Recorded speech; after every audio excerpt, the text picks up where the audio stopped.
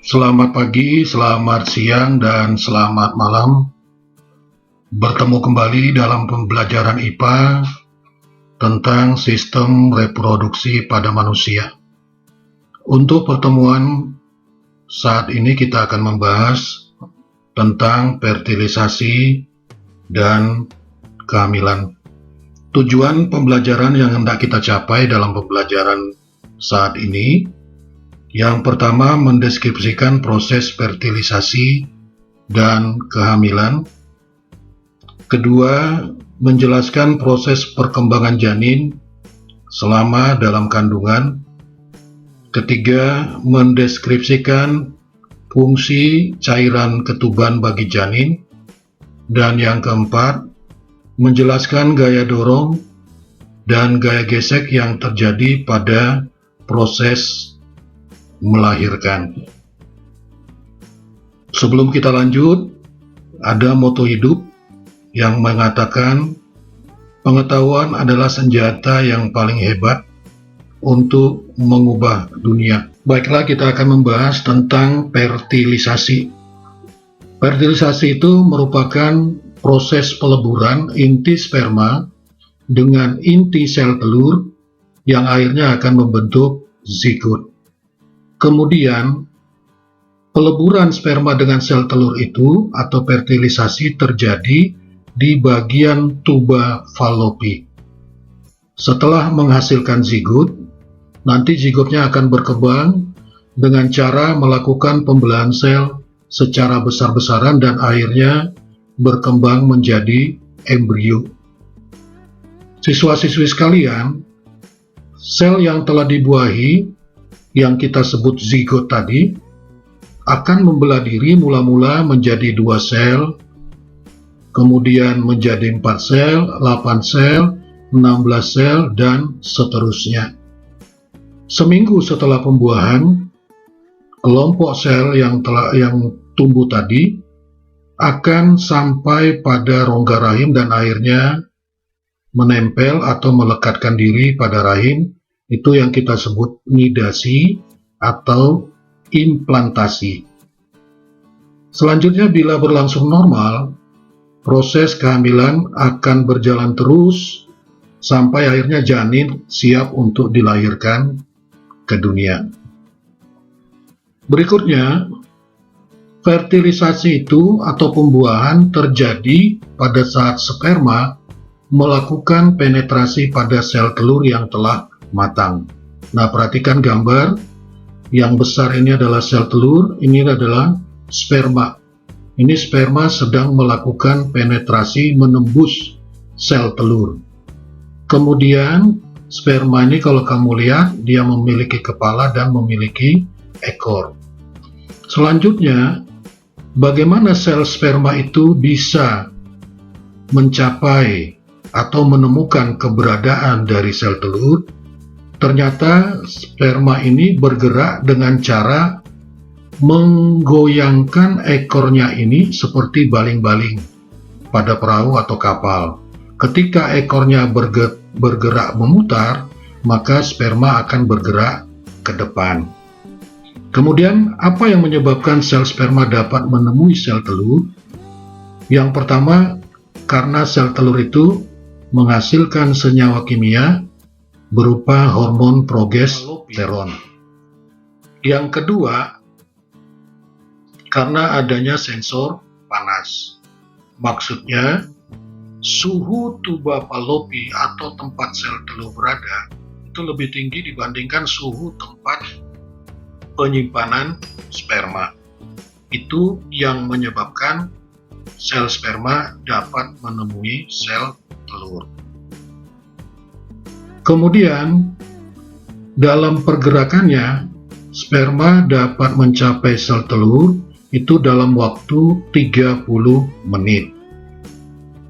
Berikut, sperma dapat bertahan hidup selama 2-3 hari atau 48 jam sampai 72 jam. Dari sekian banyak 40 juta sampai 150 juta sperma, yang dapat mendekati sel telur itu hanya berjumlah ratusan saja. Mengapa bisa terjadi demikian? Karena dalam proses pergerakannya menuju sel telur, banyak sekali penghalang yang berada di dalam saluran reproduksi wanita. Berikut kita akan membahas proses fertilisasi dan kehamilan pada wanita. Ketika seorang wanita mengeluarkan sel telur atau ovum dari ovarium yang kita sebut peristiwanya adalah ovulasi, maka sel telur itu akan masuk ke saluran tuba falopi. Kemudian, jika ada sperma yang masuk melalui vagina, maka dia akan bergerak dengan cara berenang menuju sel telur. Ketika sel telur dan sperma bertemu, yang kita sebut fertilisasi, maka terjadi proses yang namanya pembuahan.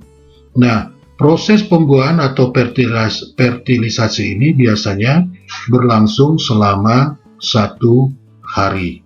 Nah, hasil fertilisasi itu kita sebut namanya zigot. Nah, zigot ini merupakan sebuah sel tunggal. Maka pada hari pertama baru terbentuk sel zigot. Kemudian sel zigot ini perlahan-lahan akan bergerak menuju uterus.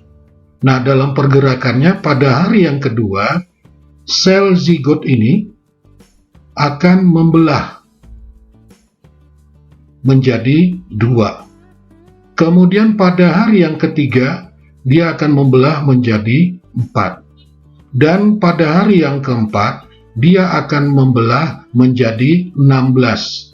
Ini yang kita sebut dengan morula, yang bentuknya seperti anggur.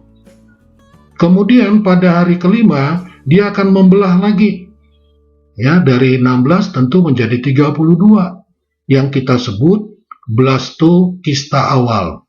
Kemudian membelah terus menjadi blastokista tahap akhir, dan ini sudah memiliki rongga. Ini terjadi pada hari ke-6 dan hari ke-7. Kemudian pada hari ke-8 atau hari ke-9 akhirnya blastokista tadi akan menempel pada dinding rahim atau endometrium, dan inilah kita sebut peristiwanya dengan implantasi. Akhirnya ketika sudah menempel, maka bagian blastokista tadi kita sebut sebagai embrio. Di dalam rahim inilah embrio akan berkembang dan tumbuh sampai akhirnya siap untuk dilahirkan. Nah, itulah proses fertilisasi yang terjadi pada seorang wanita. Kemudian kita lanjutkan masa kehamilan. Masa kehamilan itu artinya kondisi sejak peristiwa fertilisasi, kemudian sampai embrio terimplantasi dalam endometrium hingga terjadi kelahiran. Itu yang disebut masa kehamilan. Pada manusia, masa kehamilan itu berlangsung selama 38 minggu atau 266 hari, mulai dari fertilisasi, atau boleh juga kita hitung 40 minggu, tetapi dihitung dari permulaan siklus menstruasi terakhir. Nah, silakan perhatikan tahapan perkembangan mulai dari fertilisasi sampai kepada siap untuk dilahirkan. Nah, yang ini dalam hitungan 5 hari, ini dalam 28 hari, ini dalam 34 hari, ini 40 sampai 42 hari, 47 hari, 16 minggu, dan ini sudah mencapai 40 minggu. Kalau sudah 40 minggu berarti siap untuk dilahirkan. Nah, silakan Anda lihat betapa besar kuasa Tuhan ketika kita diciptakan dari satu sel sampai siap untuk dilahirkan seperti ini. Inilah tahap perkembangan kita sebagai manusia ketika berada di dalam kandungan. Siswa dan siswi sekalian, selanjutnya kita akan bahas tentang perkembangan janin dalam trimester. Trimester maksudnya 3 bulan. 3 bulan pertama, 3 bulan kedua, 3 bulan ketiga. Nah, ciri-ciri pada trimester pertama, embrio itu berukuran kurang lebih 7 mm. Ini kita lihat ketika dia pertama sekali menempel pada dinding rahim. Kemudian embrio telah memiliki bakal tulang belakang. Kemudian otak dan sumsum tulang belakang mulai terbentuk. Kemudian embrio sudah dapat disebut janin yang terlekat pada tali pusar, kemudian terhubung dengan plasenta dan dilindungi oleh kantong ketuban atau amnion. Kemudian dalam trimester pertama, dalam perkembangannya, janin telah mencapai ukuran sekitar 5,5 cm. Otot, tulang belakang, tulang rusuk, lengan, dan jari mulai terbentuk. Kemudian pada trimester pertama janin sudah dapat menggerakkan lengan, kaki, serta mampu memutar kepala. Dan pada akhir trimester pertama sudah terlihat bahwa janin itu sudah seperti miniatur manusia. Dan biasanya jenis kelaminnya sudah tampak dan detak jantung sudah dapat terdeteksi. Selanjutnya kita perhatikan perkembangan janin pada trimester kedua. Yang pertama, ukurannya sudah mencapai 10 cm, berat badannya sudah mencapai setengah kilogram, dan janin ini sudah terlihat seperti bayi. Kemudian jari tangan, perhatikan, jari tangan, jari kaki sudah terbentuk dan sudah tumbuh kuku. Kemudian bagian alisnya dan bulu mata sudah mulai kelihatan. Dan bulu mata sudah mulai kelihatan. Kemudian kulit sudah ditumbuhi oleh rambut. Kemudian janin mulai bergerak aktif. Biasanya gerakan ini dapat dirasakan oleh seorang ibu atau orang yang memegang perut seorang ibu yang sedang hamil, itu gerakannya akan terasa. Kemudian pada trimester kedua, mata janin ini sudah membuka. Nah, itulah perkembangan janin pada trimester kedua. Berikutnya perkembangan janin pada trimester ketiga. Ciri-cirinya, sistem sirkulasi dan respirasi janin ini sudah mengalami perubahan yang memungkinkan janin ini untuk bernapas dengan dunia luar.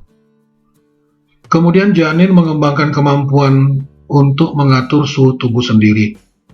Dan yang ketiga, tulang mulai mengeras dan otot menebal. Jadi pada trimester ketiga sudah memiliki otot yang menebal.